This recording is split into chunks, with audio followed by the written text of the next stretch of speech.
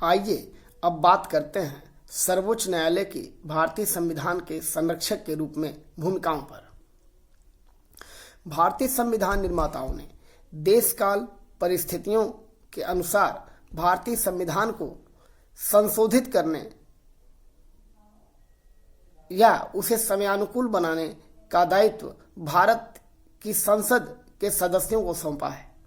अर्थात संविधान में संशोधन करने का अधिकार भारत की संसद को है, लेकिन संविधान के उपबंधों की व्याख्या करने का अधिकार उन्होंने सर्वोच्च न्यायालय के न्यायाधीशों को सौंपा है। देखा जाए तो संवैधानिक उपबंधों की व्याख्या करने के अधिकार में संविधान के संरक्षकत्व का भाव समाहित है। संविधान के संरक्षक के रूप में सर्वोच्च न्यायालय ने अपनी महत्वपूर्ण भूमिका को स्थापित किया है, उसे सिद्ध किया है।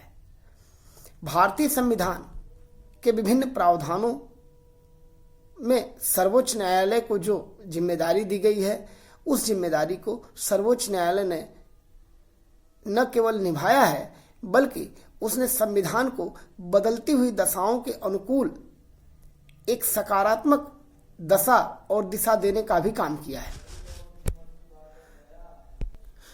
संविधान के अनुच्छेद 32 में सर्वोच्च न्यायालय को यह अधिकार मिला हुआ है कि यदि किसी नागरिक के मौलिक अधिकारों का हनन होता है तो वह 5 प्रकार की रिट जारी कर सकता है। इन 5 प्रकार की रिटों में से कौन सी रिट जारी की जाएगी, यह संबंधित विवाद की सुनवाई में सर्वोच्च न्यायालय के विवेक पर निर्भर करता है। ये 5 प्रकार की रिटें हैं: बंदी प्रत्यक्षीकरण, प्रतिषेध, परमादेश, अधिकार परीक्षा और उत्प्रेषण। अनुच्छेद 32 के अंतर्गत सर्वोच्च न्यायालय को भारतीय नागरिकों के मौलिक अधिकारों का संरक्षक घोषित किया गया है। यदि प्रशासन या राज्य का अन्य कोई कार्यकारी अंग नागरिकों के मौलिक अधिकारों का हनन कर रहा है तो सामान्य व्यक्ति सर्वोच्च न्यायालय में सीधे अपील करके अपने मौलिक अधिकारों की प्रत्याभूति को सुनिश्चित करा सकता है। इसी प्रकार अनुच्छेद 131 के अंतर्गत सर्वोच्च न्यायालय को यह जिम्मेदारी सौंपी गई है कि वह हमारी संघात्मक व्यवस्था के संरक्षक का दायित्व निभाए। हमारी संघात्मक व्यवस्था के बिखरने का एक बड़ा कारण यह हो सकता है कि राज्यों के बीच आपस में या केंद्र और राज्यों के बीच आपस में किसी प्रकार का विवाद कोई विकराल रूप धारण कर ले। ऐसी स्थितियां न आए।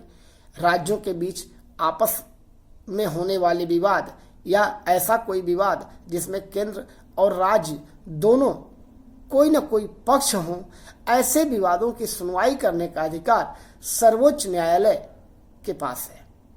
अन्य किसी भी न्यायालय को इस प्रकार के विवादों को सुनने की कोई अधिकारिता नहीं होगी, ऐसा संविधान का अनुच्छेद 131 कहता है। और सर्वोच्च न्यायालय ने इस जिम्मेदारी को बहुत ही अच्छे ढंग से निभाया है। जब भी केंद्र और राज्यों के बीच कोई विवाद हुआ या राज्यों के बीच आपस में कहीं कोई विवाद हुआ तो सर्वोच्च न्यायालय ने उसमें सार्थक, सकारात्मक और सक्रिय हस्तक्षेप करके विवादों का पटाक्षेप किया है। यह सर्वोच्च न्यायालय की एक बड़ी उपलब्धि है जो उसने संविधान के संरक्षक की भूमिका निभाते हुए संपन्न किया है। अनुच्छेद 137 के अंतर्गत भारत के सर्वोच्च न्यायालय को न्यायिक पुनरावलोकन का अधिकार मिला हुआ है। संसद को संविधान में संशोधन करने का अधिकार है, लेकिन सामान्य स्थितियों में संसद ऐसा कोई भी कानून नहीं बना सकती या कार्यपालिका ऐसा कोई भी आदेश निर्देश जारी नहीं कर सकती जो संविधान के लिखित प्रावधानों के प्रतिकूल हो।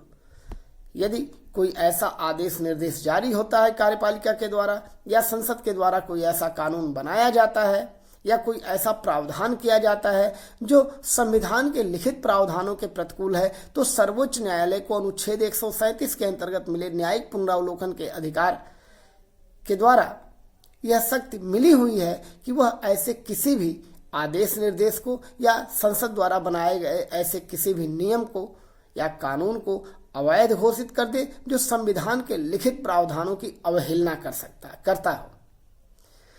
संविधान को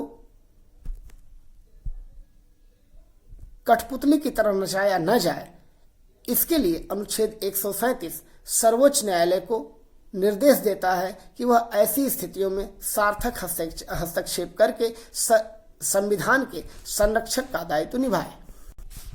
संविधान के संरक्षक की भूमिका निभाते हुए ही अनुच्छेद 143 के अंतर्गत भारत के राष्ट्रपति को जो परामर्शदायी अधिकारिता सर्वोच्च न्यायालय के संदर्भ में मिली हुई है, या सर्वोच्च न्यायालय को जो यह अधिकार मिला हुआ है कि वह भारत के राष्ट्रपति को परामर्श दे, यह भी संविधान के संरक्षक की भूमिका निभाने के लिए ही दिया गया है। वस्तुतः हमारी संवैधानिक व्यवस्था के शीर्ष पद पर आसीन भारत के राष्ट्रपति के समक्ष यदि कोई ऐसी परिस्थितियां उत्पन्न हो जाए जो कानून या संविधान के किसी महत्वपूर्ण बिंदु से जुड़ी हुई हो, या जिसमें भारत के राष्ट्रपति को यह समझ में न आए कि उसे क्या निर्णय लेना है और क्या निर्णय नहीं लेना है, तो वह ऐसी स्थिति में कानून के विशेषज्ञ के रूप में सर्वोच्च न्यायालय से परामर्श मांग सकता है। सर्वोच्च न्यायालय भारत के राष्ट्रपति को जो परामर्श देगा उसे मानने के लिए भारत का राष्ट्रपति बाध्य नहीं है, लेकिन वह परामर्श संवैधानिक और कानूनी मसलों पर जो देगा वह भारत के अन्य न्यायालयों के लिए एक उदाहरण और नजीर बन जाएंगे। सर्वोच्च न्यायालय जब भी भारत के राष्ट्रपति को परामर्श देगा तो उसमें मुख्य न्यायाधीश अपने 5 वरिष्ठ न्यायाधीशों को लेकर एक बैठक करेंगे और उस बैठक में यह तय होगा कि भारत के राष्ट्रपति को क्या राय दी जाए। सर्वोच्च न्यायालय यद्यपि भारत के राष्ट्रपति द्वारा परामर्श मांगने पर परामर्श देने के लिए बाध्य नहीं है और न ही भारत का राष्ट्रपति सर्वोच्च न्यायालय द्वारा दिए गए किसी परामर्श को मानने के लिए बाध्य है, लेकिन इससे एक बात तो सुनिश्चित हो जाती है कि इससे सरकार का मार्गदर्शन हो जाता है और कानून के महत्वपूर्ण मुद्दों पर या संवैधानिक व्यवस्था से जुड़े हुए महत्वपूर्ण पहलू पर सर्वोच्च न्यायालय के दृष्टिकोण से भी सरकार अवगत हो जाती है, क्योंकि सर्वोच्च न्यायालय हमारे के पास न्यायिक पुनरावलोकन की शक्ति है। इसलिए महत्वपूर्ण संवैधानिक और कानूनी बिंदुओं पर उसकी राय जानना सरकार के लिए आवश्यक होता है। इसलिए भी इस परामर्शदायी अधिकारिता का महत्व है और सर्वोच्च न्यायालय परामर्श देने का दायित्व अपने ऊपर लेकर संविधान के संरक्षक की महती भूमिका का निर्वहन कर रहा है।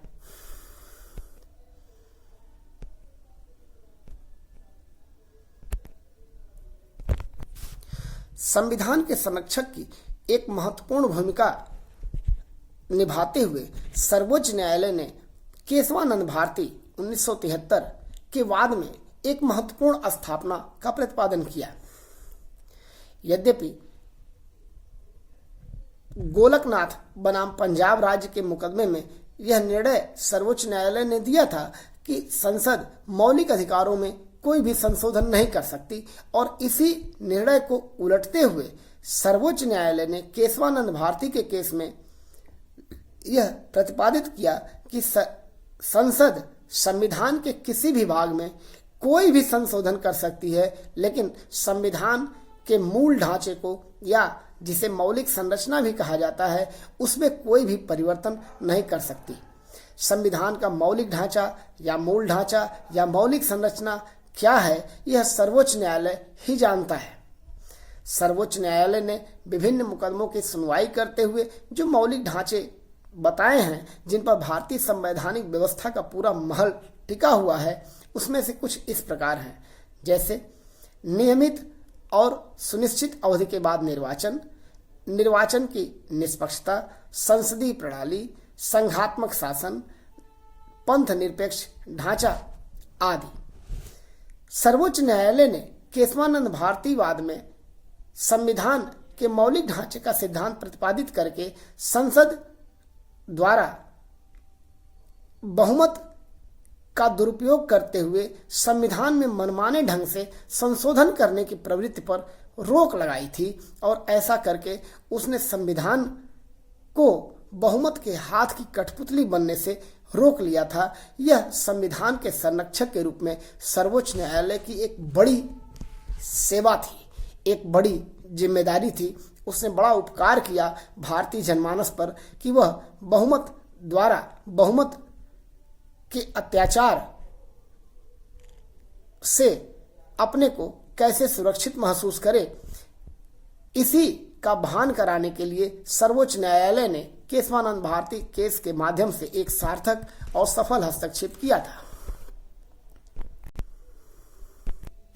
संविधान के संरक्षक की भूमिका निभाते हुए ही आगे चलकर 1986 में जस्टिस पीएन भगवती, जो कि सर्वोच्च न्यायालय के न्यायाधीश थे, उन्होंने जनहित याचिकाओं के एक नए युग की शुरुआत की। जनहित याचिकाएं वे याचिकाएं हैं जिनके माध्यम से कोई भी व्यक्ति सर्वोच्च न्यायालय का दरवाजा खटखटा सकता है।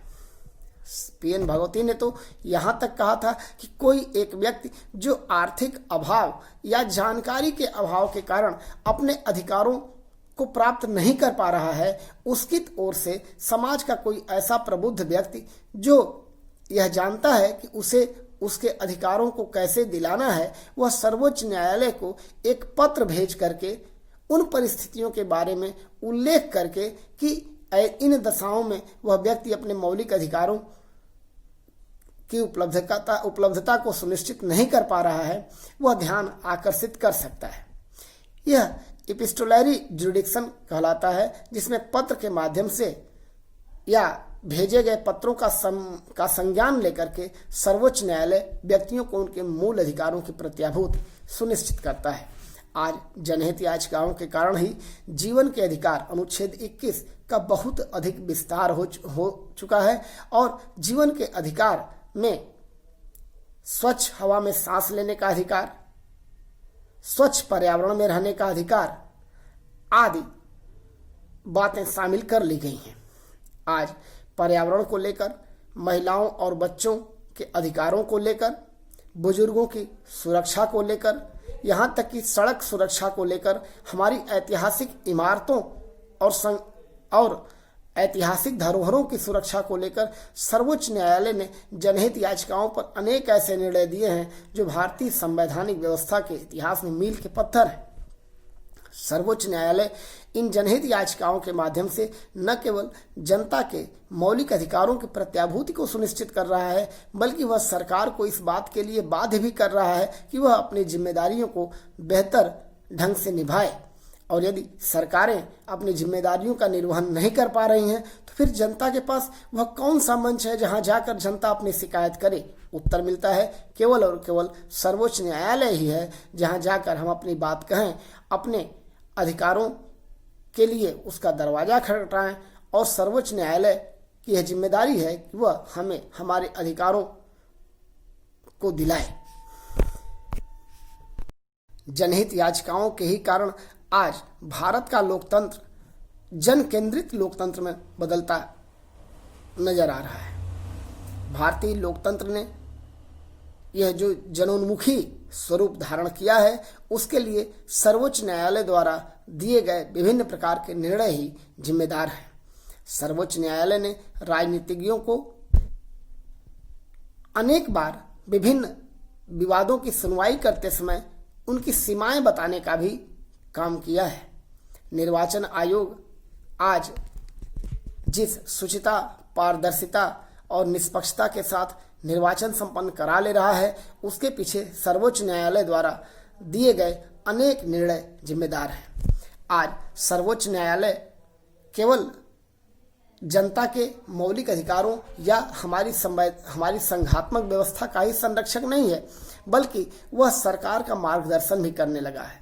बहुत अधिक ऐसे निर्णय हैं जिसमें सर्वोच्च न्यायालय ने या बहुत अधिक ऐसे निर्णय हुए हैं जिनके प्रकाश में संसद ने संविधान में संशोधन तक किए हैं। अनुच्छेद 21 में ए जोड़ करके शिक्षा के अधिकार को मौलिक अधिकार बनाने का जो प्रयास हुआ, उसके पीछे सर्वोच्च न्यायालय द्वारा दिए गए निर्णयों की ही भूमिका है। या हमारे मौलिक कर्तव्यों में जो 11वां मौलिक कर्तव्य जोड़ा गया, जिसमें माता पिता की यह जिम्मेदारी है कि वो अपने बच्चे को मातृभाषा में शिक्षा उपलब्ध कराएं, उसे स्कूल भेजें, यह भी सर्वोच्च न्यायालय द्वारा दिए गए निर्णयों के कारण ही संभव हो सका है।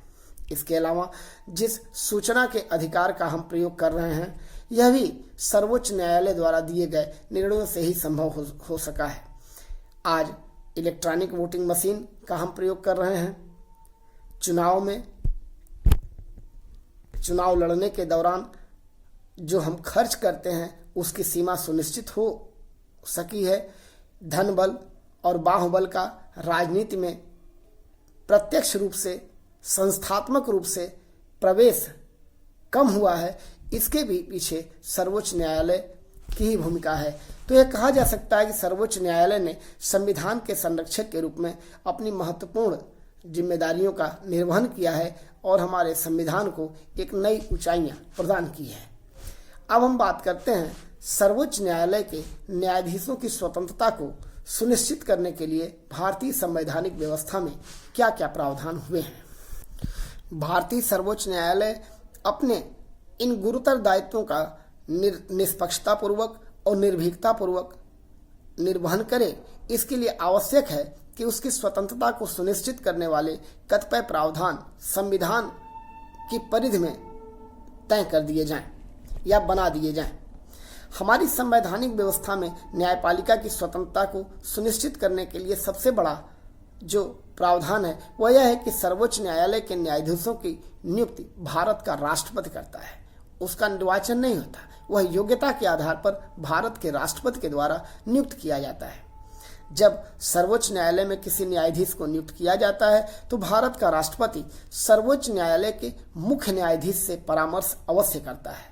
इसके अलावा वह अन्य न्यायाधीशों से भी परामर्श कर सकता है, अन्य उच्च न्यायालयों के न्यायाधीशों से भी परामर्श कर सकता है। न्यायपालिका या न्यायाधीशों की स्वतंत्रता को सुनिश्चित करने के लिए एक प्रावधान यह भी है कि न्यायाधीशों के कार्य करने की जो अवधि है वह बहुत लंबी है। वह 65 वर्ष तक अपने पदों पर बने रह सकते हैं। सर्वोच्च न्यायालय के न्यायाधीशों के निर्णयों की आलोचना नहीं की जा सकती। ऐसा करने पर अवमानना का आरोप लगेगा और मुकदमा चलेगा, लोग दंडित किए जा सकते हैं। सर्वोच्च न्यायालय के न्यायाधीशों के द्वारा दिए गए निर्णयों पर संसद में कोई बहस नहीं होगी और संसद न्यायाधीशों के आचरण पर भी तब तक कोई बात या कोई संवाद नहीं करेगी जब तक कि न्यायाधीश को पद से हटाने के लिए महाभियोग का प्रस्ताव नहीं आ जाता। इसके अलावा महाभियोग की प्रक्रिया को कठिन बनाया गया है। इसके लिए दोनों सदनों में अलग अलग अपने संपूर्ण सदस्य संख्या के बहुमत और उपस्थित एवं मतदान करने वाले सदस्यों के 2/3 मतों का होना आवश्यक है। यह प्रक्रिया कठिन है, आसान नहीं है।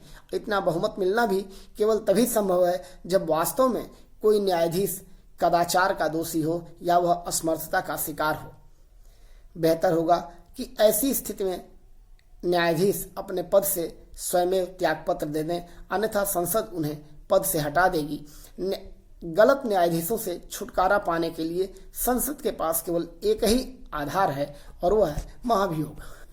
न्यायाधीशों की स्वतंत्रता को सुनिश्चित करने के लिए यह भी प्रावधान किया गया है कि न्यायाधीशों के वेतन भत्ते में कभी भी किसी प्रकार की कोई कटौती नहीं की जाएगी। न्यायाधीशों के वेतन भत्ते वाद विवाद के विषय नहीं होंगे, इन पर संसद में बहस नहीं होगी।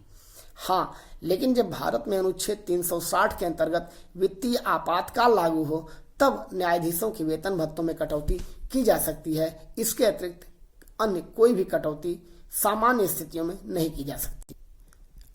अनुच्छेद 146(3) के अंतर्गत सर्वोच्च न्यायालय के न्यायाधीशों के वेतन, उनके कर्मचारियों के व्यय और अन्य प्रशासनिक खर्च भारत की संचित निधि पर भारित होंगे, जिसमें सामान्य दशाओं में कोई भी कमी या कटौती नहीं की जा सकती। संचित निधि से सर्वोच्च न्यायालय के व्यय का प्रबंधन यह बताता है कि न्यायाधीशों की स्वतंत्रता के लिए ही यह प्रावधान किया गया है और इससे उन्हें आर्थिक समस्याओं से निजात दिलाने का प्रयास हुआ है। न्यायपालिका की स्वतंत्रता को सुनिश्चित करने के लिए यह भी प्रावधान है कि सर्वोच्च न्यायालय का कोई भी न्यायाधीश अपनी पदावधि पूरी करने के उपरांत भारत राज्य क्षेत्र के किसी भी न्यायालय में कोई भी विधि व्यवसायी का कार्य नहीं करेगा, किसी प्रकार की वकालत नहीं करेगा। हाँ, लेकिन एक प्रावधान अनुच्छेद 128 करता है कि आवश्यकता पड़ने पर पद से हटे हुए लोग, मतलब ऐसे न्यायाधीश जिनकी पदावधि पूरी हो गई है, जो अवकाश प्राप्त हैं, ऐसे न्यायाधीशों को सर्वोच्च न्यायालय के मुख्य न्यायाधीश सर्वोच्च न्यायालय की सेवा में ले सकते हैं, लेकिन यह अस्थायी रूप से ही होगा, अस्थायी नहीं। अर्थात 65 वर्ष की आयु के उपरांत जब न्यायाधीशगण अवकाश प्राप्त कर लेते हैं तो उसके बाद भी सर्वोच्च न्यायालय के मुकदमों की सुनवाई करने के लिए विशेष दशाओं में उन्हें बुलाया जा सकता है। यद्यपि मेरा ऐसा मानना है कि सर्वोच्च न्यायालय के न्यायाधीशों को अवकाश प्राप्त करने के उपरांत भारत सरकार के अधीन होने वाले किसी भी नियोजन से विरत कर देना चाहिए, क्योंकि ये जो अनुच्छेद 128 का प्रावधान है वह भी प्रकारांतर से एक प्रकार का प्रलोभन सिद्ध हो सकता है। बहुत बार ऐसा भी देखा गया है कि सर्वोच्च न्यायालय के अवकाश प्राप्त न्यायाधीशों को किसी न किसी आयोग का अध्यक्ष बना दिया जाता है, या विदेशों में भारत सरकार के प्रतिनिधि के रूप में भेज दिया जाता है, या भारत सरकार द्वारा किसी सलाहकार मंडल में शामिल कर लिया जाता है। इस प्रकार के जो पद उन्हें दिए जाते हैं वह भी प्रलोभन का कार्य कर सकते हैं। बेहतर होगा न्यायपालिका की स्वतंत्रता को सुनिश्चित करने के लिए और न्यायाधीशों को पथ से विचलित करने से या विचलित होने से रोकने के लिए इस प्रकार के किसी भी नियोजन पर पूरी तरीके से प्रतिबंध लगा दिया जाए। अर्थात सर्वोच्च न्यायालय के न्यायाधीश अवकाश प्राप्त करने के उपरांत भारत सरकार के अधीन किसी भी प्रकार के नियोजन में नहीं रहेंगे। ऐसा प्रावधान सख्ती से करने की आवश्यकता है, क्योंकि यदि कोई न्यायाधीश अवकाश प्राप्त करने के उपरांत भारत सरकार के अधीन किसी पद पर है तो इसे किसी पूर्ववर्ती निर्णय, उसके द्वारा दिए गए किसी पूर्ववर्ती निर्णय के पुरस्कार के रूप में देखा जा सकता है। चूंकि संदेह उत्पन्न न हो, इसलिए संदेह को जड़ से समाप्त करना आवश्यक है। अतः यह प्रावधान होना जरूरी है कि सर्वोच्च न्यायालय का कोई भी न्यायाधीश अवकाश प्राप्त करने के उपरांत भारत सरकार के अधीन किसी भी नियोजन का पात्र नहीं होगा। न्यायपालिका की स्वतंत्रता को सुनिश्चित करने के लिए ही संविधान के अनुच्छेद 50 में एक महत्वपूर्ण प्रावधान है कि कार्यपालिका और न्यायपालिका को पूरी तरीके से पृथक कर दिया जाए। यद्यपि ऐसा राज्य की नीति के निर्देशक तत्वों के सिद्धांत में ही के अंतर्गत ही वर्णित है, लेकिन फिर भी यह एक महत्वपूर्ण प्रावधान है कि कार्यपालिका को न्यायपालिका से पृथक रखा जाए। कार्यपालिका केवल न्यायाधीशों की नियुक्ति करे, न्यायिक निर्णयों में उसका किसी प्रकार का हस्तक्षेप नहीं होना चाहिए। न्यायपालिका की स्वतंत्रता को सुनिश्चित करने के लिए न्यायाधीश निष्पक्ष रूप से कार्य करें, इसे स्थापित करने के लिए एक प्रावधान यह भी आवश्यक है कि सर्वोच्च न्यायालय में मुख्य न्यायाधीश की नियुक्ति करते समय वरिष्ठता को ही मुख्य मापदंड माना जाए। हमने अतीत में देखा है कि किस प्रकार सैलेट सर्वोच्च न्यायालय के 3 जजों, न्यायाधीश सैलेट, न्यायाधीश हेगड़े, न्यायाधीश ग्रोवर, इनके वरिष्ठता क्रम की उपेक्षा करते हुए श्रीमती इंदिरा गांधी ने A.N. रे को भारतीय सर्वोच्च न्यायालय का मुख्य न्यायाधीश बना दिया था। और उसके बाद जो हुआ वह सर्वोच्च न्यायालय के इतिहास में एक प्रकार का काला अध्याय है, क्योंकि जैसे ही A.N. रे को भारत का मुख्य न्यायाधीश बनाया गया, तीनों न्यायाधीशों ने, जो कि A.N. रे से वरिष्ठ थे, सीनियर थे, न्यायाधीश सैलेट, हेगड़े और ग्रोवर, इन तीनों लोगों ने त्यागपत्र दे दिया। ऐसी स्थितियों की पुनरावृत्ति पुनः न हो, केवल वरिष्ठता को ही मुख्य न्यायाधीश के पद पर आने का आधार माना जाए। यदि सरकार यह तय करेगी कौन न्यायाधीश योग्य है और कौन न्यायाधीश योग्य नहीं है, तो फिर अनुच्छेद 50 में वर्णित यह शब्दावली बेमानी हो जाएगी जिसमें कहा गया है कि कार्यपालिका और न्यायपालिका को पृथक रखा जाए। वास्तव में न्यायपालिका की स्वतंत्रता को सुनिश्चित करने के लिए हमारे यहाँ जो प्रावधान है वो पर्याप्त है।